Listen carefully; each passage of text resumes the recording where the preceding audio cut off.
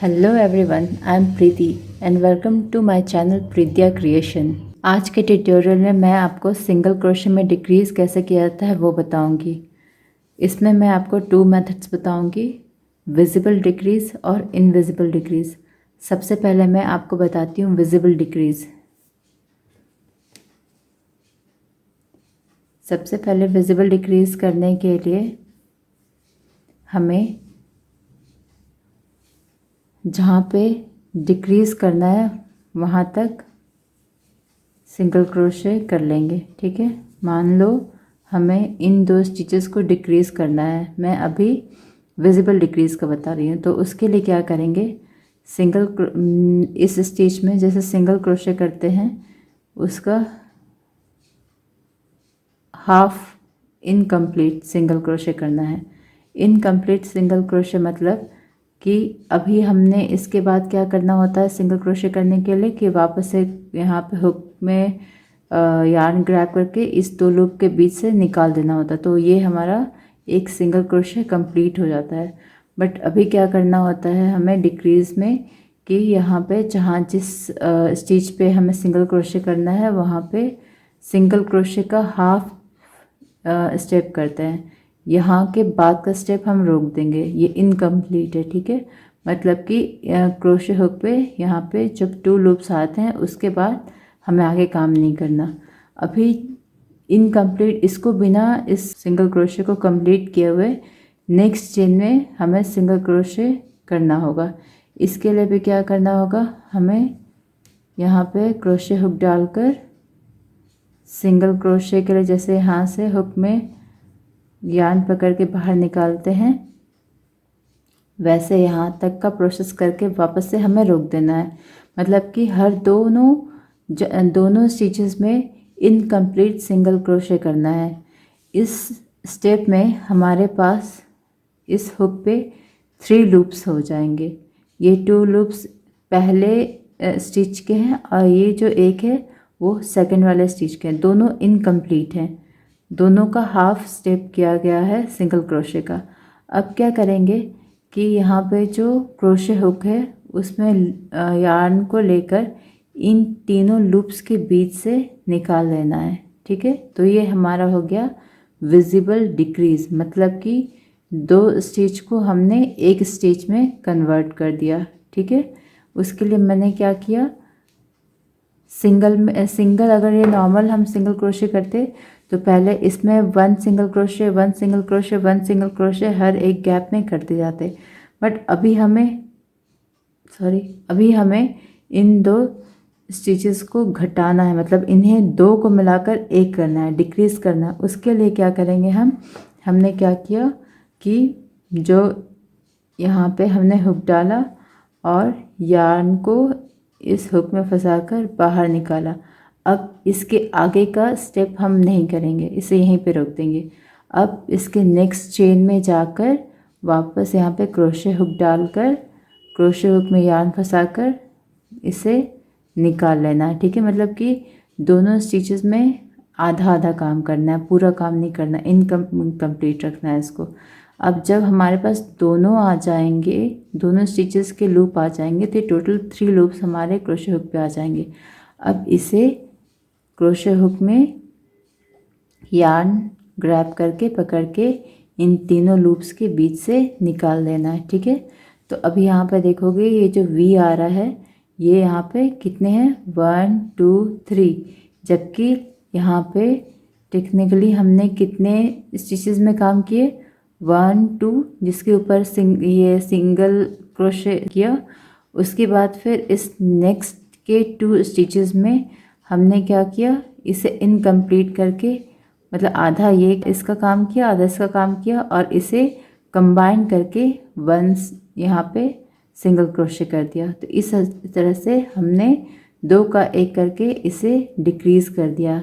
Visible decrease इसलिए क्योंकि ये जो है डिक्रीज है वो विजिबल हो जाता है, वो दिखता है कि हमने इन 2 स्टिचेस को डिक्रीज किया है। ठीक है, मैं एंड तक करके दिखलाती हूँ। देखो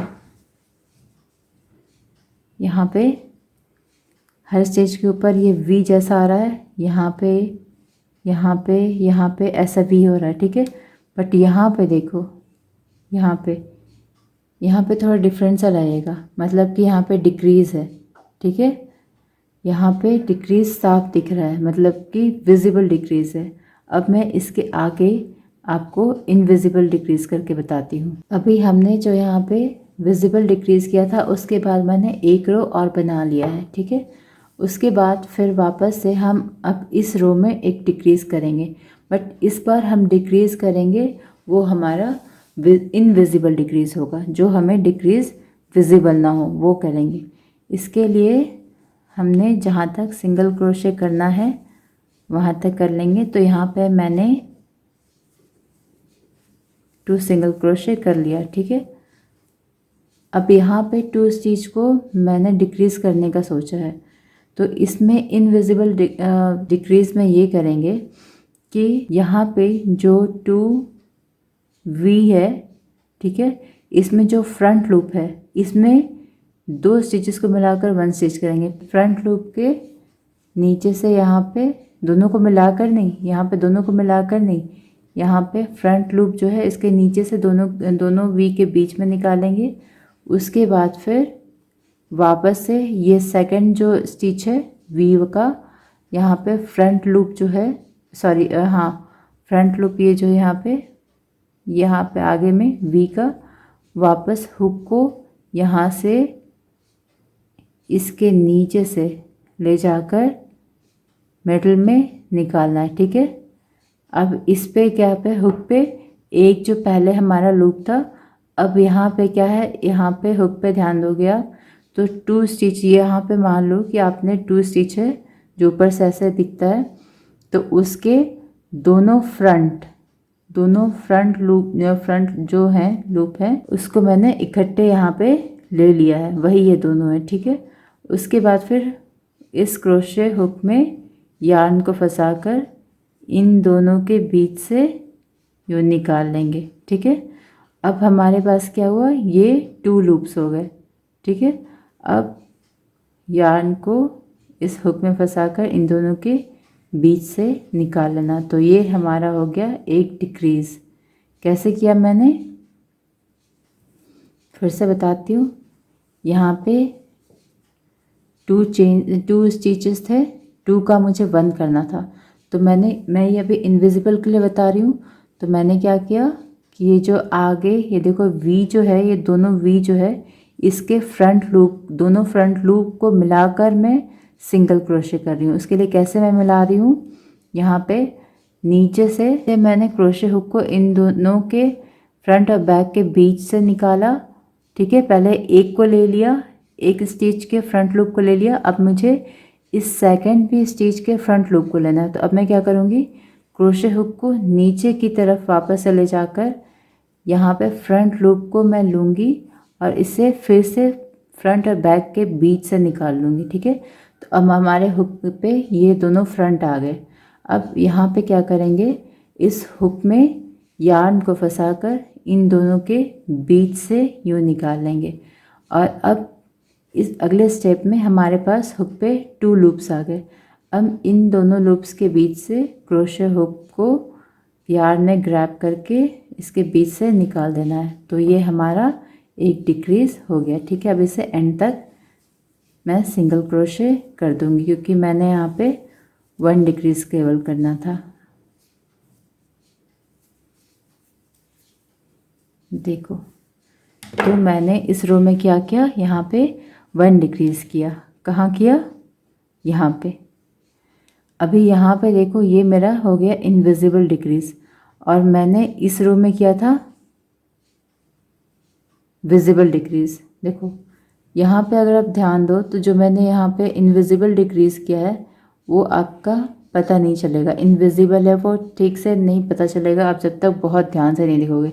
बट यहाँ पे एक मोटा सा ये एक, जैसे यहाँ पे वी हर जगह हर स्टिच पे बन जाता है, आप जहाँ पे स्टिच बनाते हो वैसे नहीं हो रहा, बल्कि इनफैक्ट यहाँ पे एक मोटा सा हिस्सा बन जाता है, मोटा सा दिखता है, साफ विजिबल होता है ये।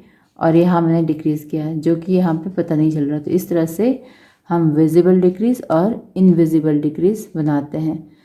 आप दोनों में से कुछ भी यूज़ करो, बट इनविजिबल डिक्रीज़ यूज़ करोगे तो आपके प्रोजेक्ट ज़्यादा क्लियर बन के आएंगे, ज़्यादा प्रोफेशनल लुक देगा, वो बिल्कुल जैसे बाहर से खरीदा हुआ आता है वैसा सा लगेगा। तो आज के लिए बस इतना ही, अब मिलते हैं अगले ट्यूटोरियल में।